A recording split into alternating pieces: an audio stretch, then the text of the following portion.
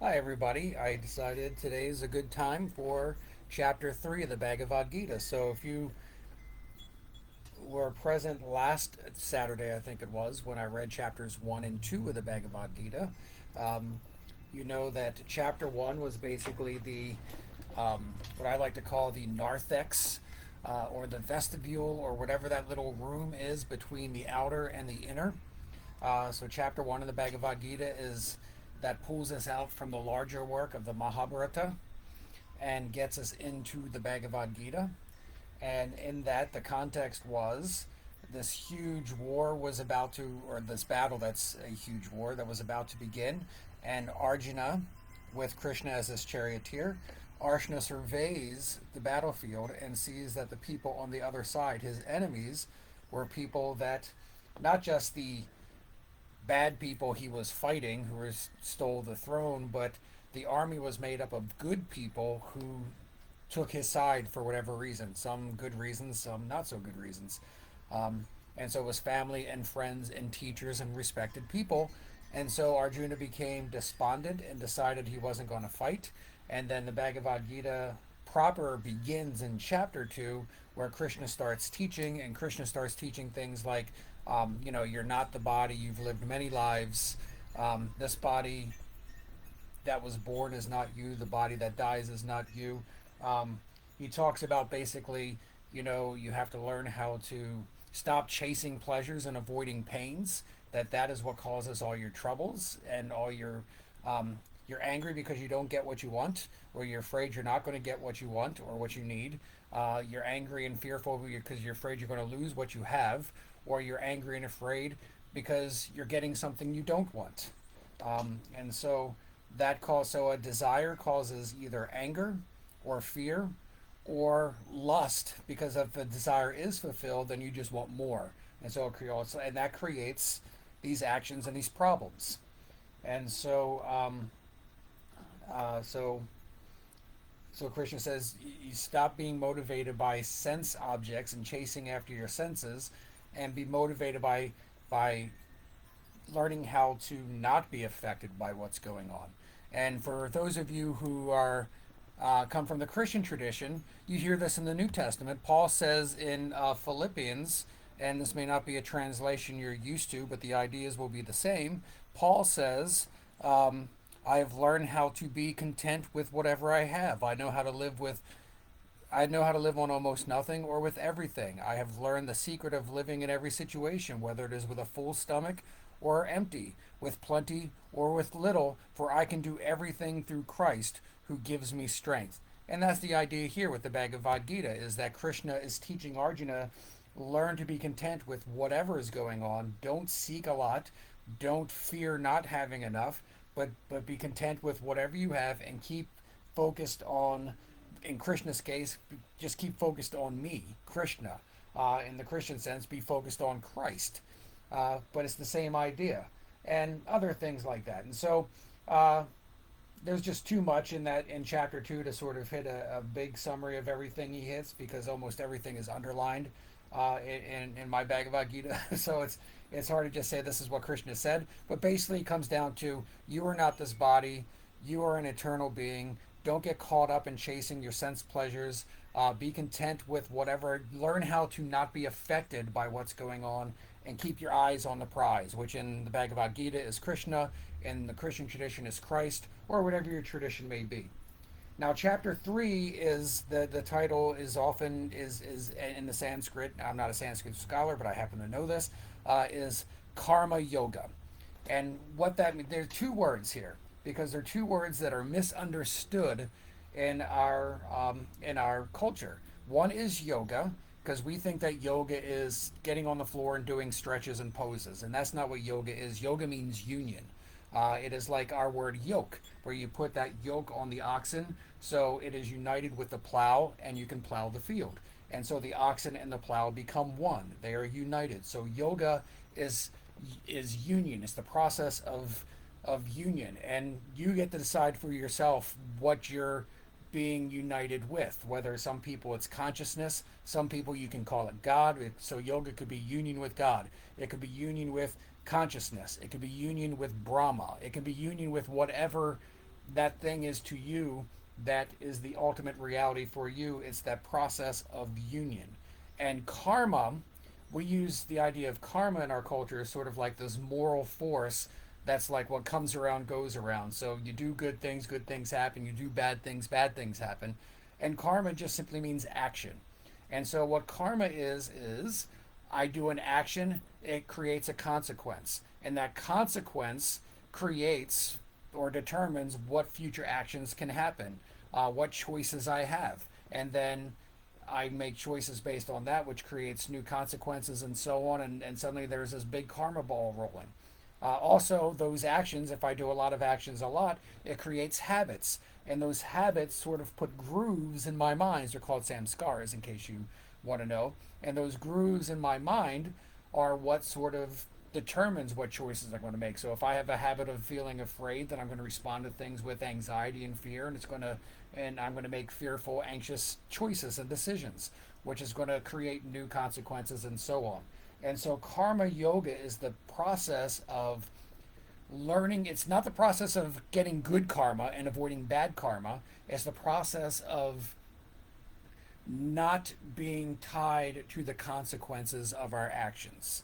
And incidentally, that actions and having these actions form sort of samskars or deep-seated patterns or whatever that sort of determine what we do. Paul talks about in Romans. I know he says in Romans something like, "That which I want to do, I do not, and that which I do not want to do, I do." And that is, he says, his conclusion is that is sin operating within me.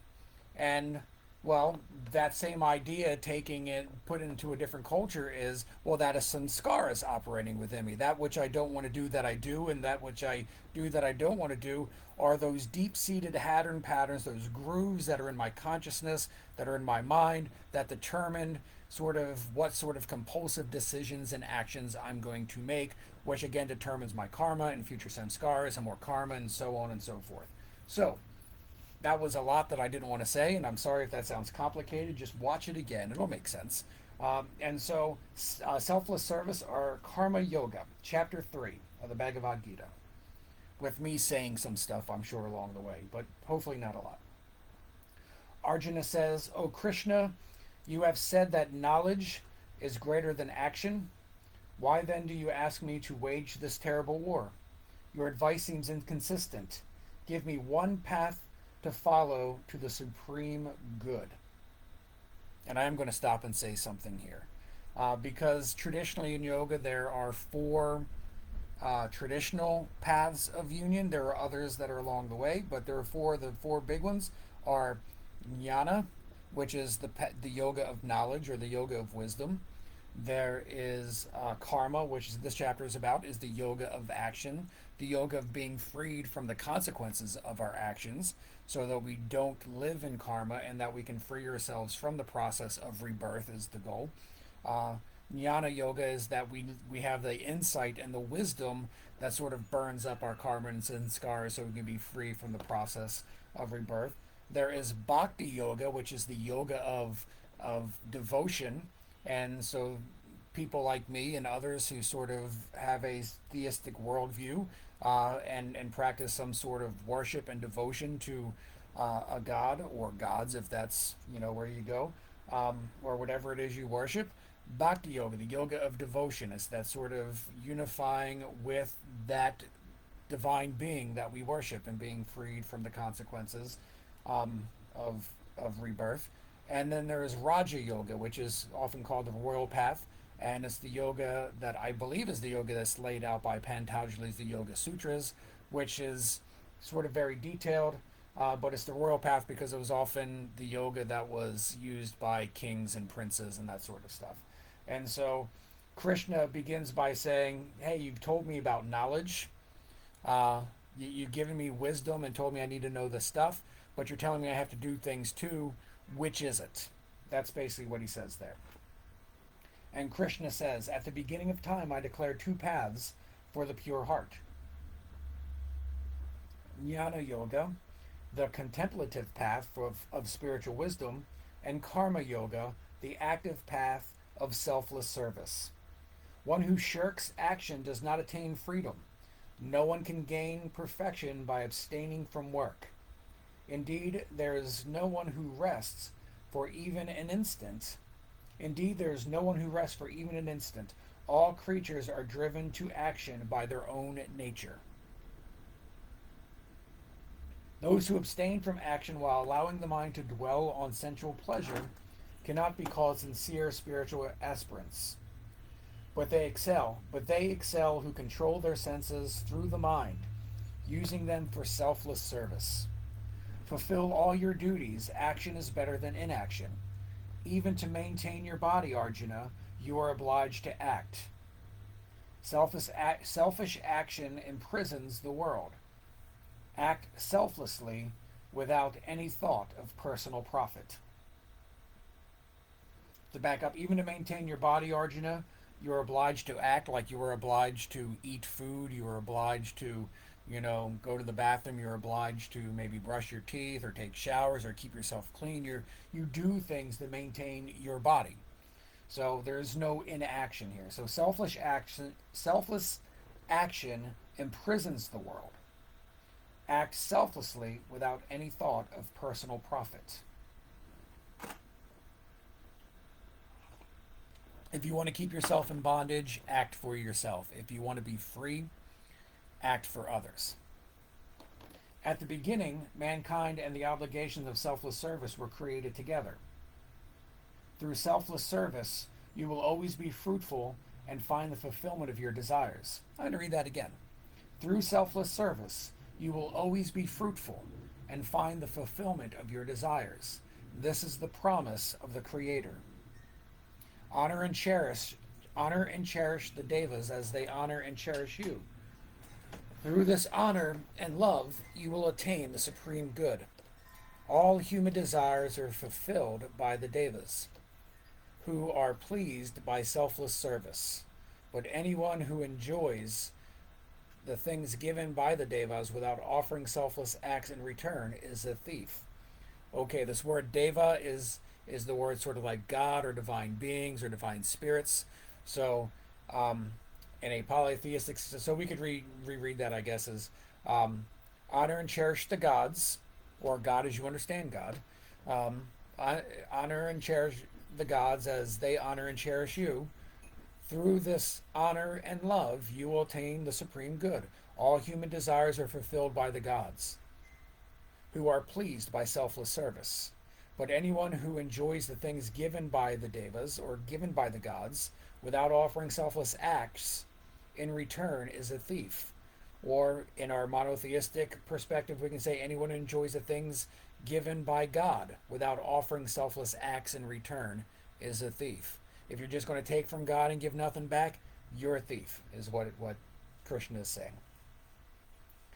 The spiritually minded who eat the spirit of service are freed from all their sins, but the selfless who prepare food for, the spiritually minded who eat in the spirit of service are freed from all their sins, but the selfish who prepare food for their own satisfaction eat sin. Living creatures are nourished by food, and food is nourished by rain.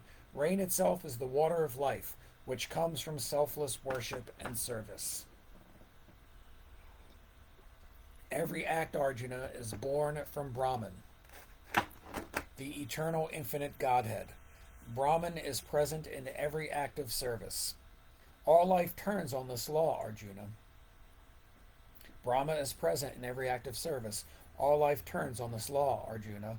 Those who violate it, indulging the senses for their own pleasure and ignoring the needs of others, have wasted their life. But those who realize the self, the capital S self, those who realize the soul, are always satisfied. Having found the source of joy and fulfillment, they no longer seek happiness from the external world. They have nothing to gain or lose by any action. Neither people nor things can affect their security.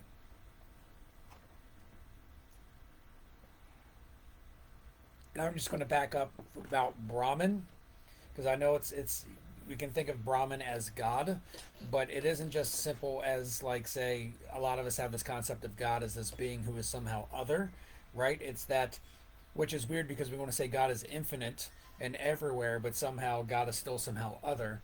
And Brahman is sort of like the essence of God that flows through everything that exists. That it exists because Brahman is there supporting it. In the Hebrew tradition, that is Brahman is the I am that I am, because um, in the Greek it gets translated as Haon, which is the one who is, the one who has existence, the one who has being. So in the Greek translation of the Old Testament, when Moses says, "What's your name?" he says, "I'm the one who exists. I'm the one who has being. I'm the one who really is. And everything else is because of me." Paul Tillich, the theologian, says that God is the ground of being, that God is being itself, and that's what Brahman is. That life force, that energy that causes everything to exist is Brahman.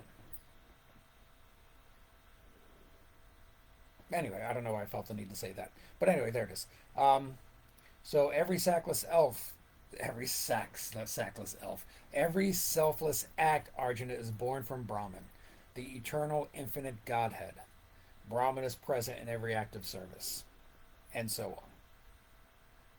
Strive constantly to serve for the welfare of the world. By devotion to selfless work, one attains the supreme goal of life. Do your work with the welfare of others always in mind. It was by such work that Janaka attained perfection. Others too have followed this path.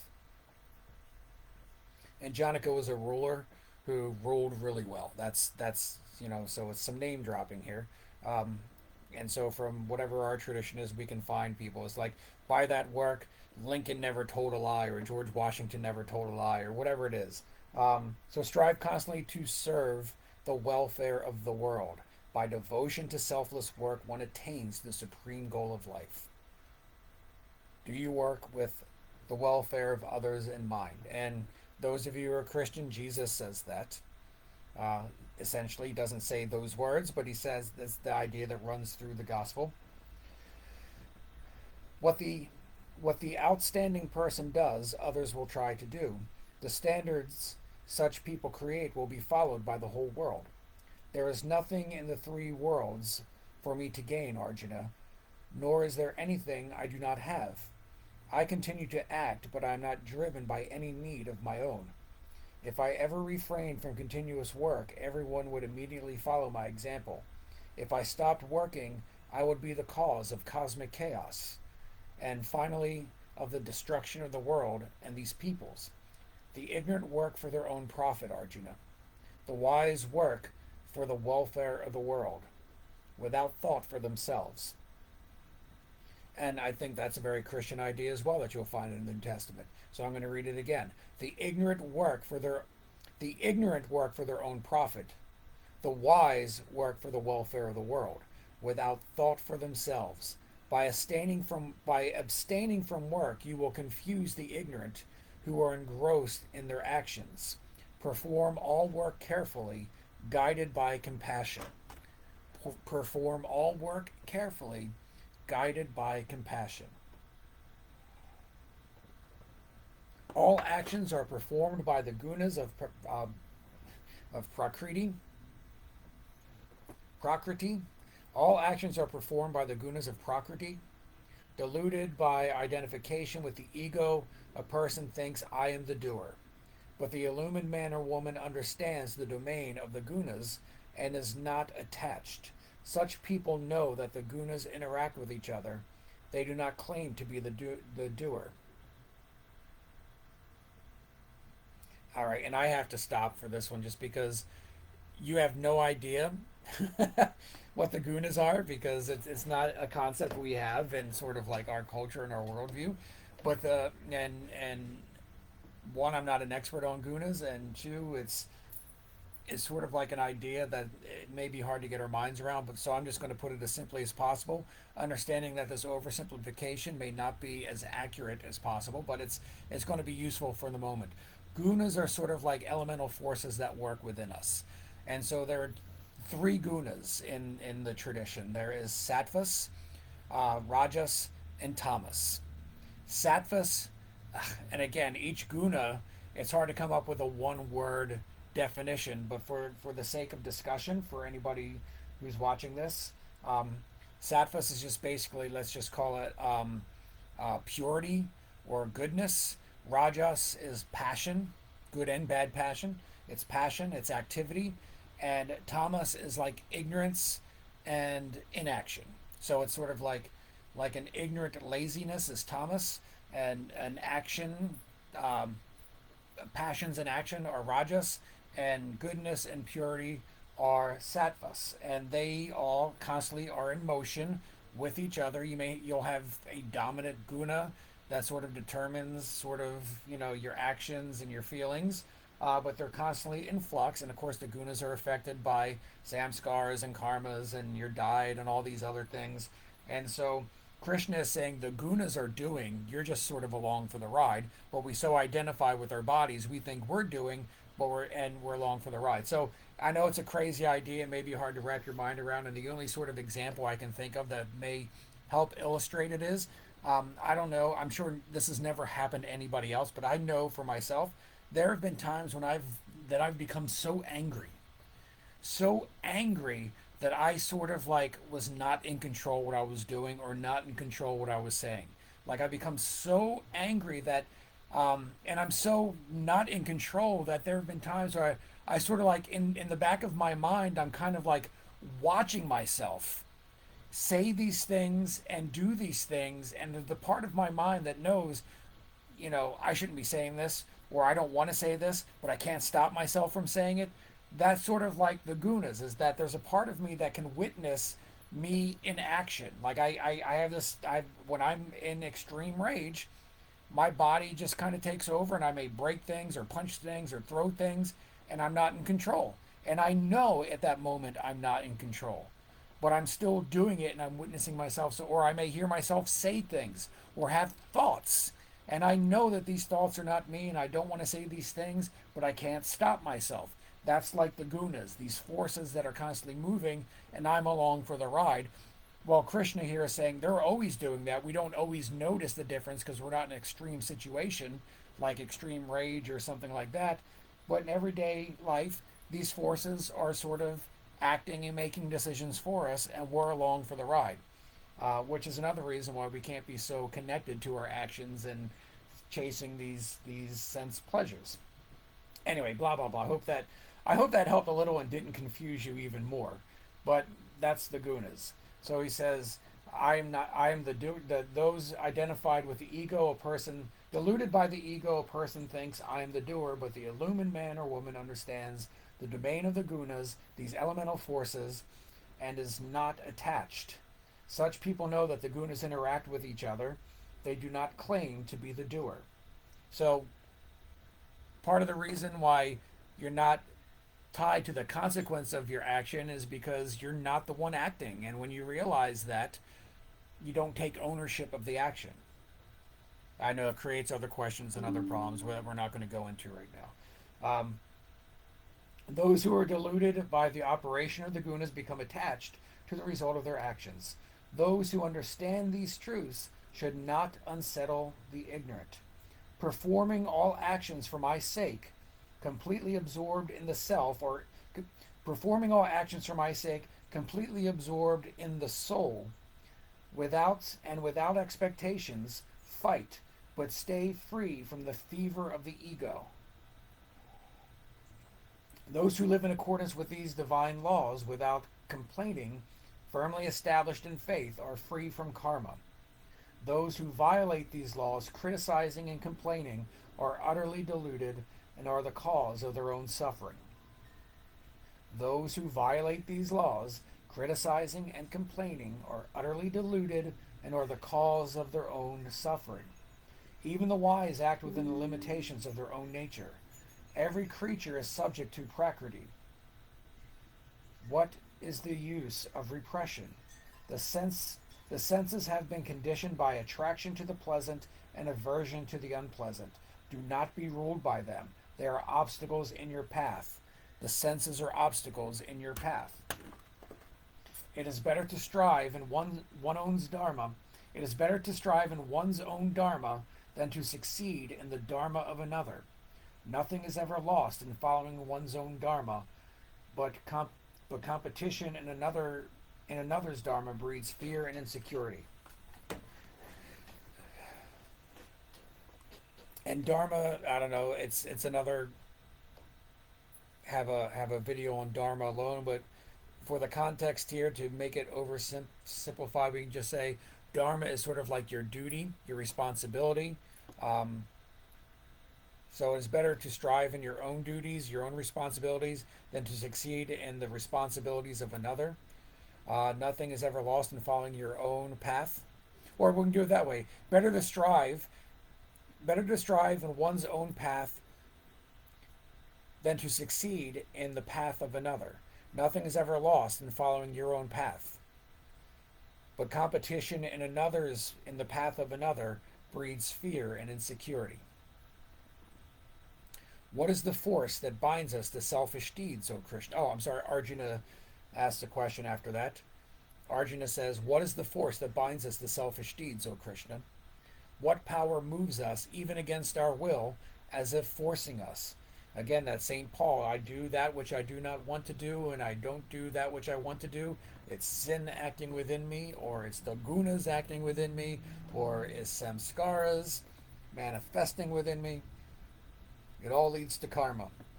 Krishna responds, it is selfish desire and anger. So the question again is, what moves us even against our will? What causes these selfish deeds? What moves us even against our will? What is forcing us? Krishna answers, it is selfish desire and anger arising from the gunas of Rajas. These are the appetites and the evils which threaten a person in this life. Just as a fire is covered by smoke and a mirror is obscured by dust, just as the embryo rests deep within the womb, knowledge is hidden by selfish desire. Hidden, Arjuna, by this unquenchable fire for self-satisfaction, and the inveterate enemy of the wise. Self-satisfaction, the inveterate enemy of the wise.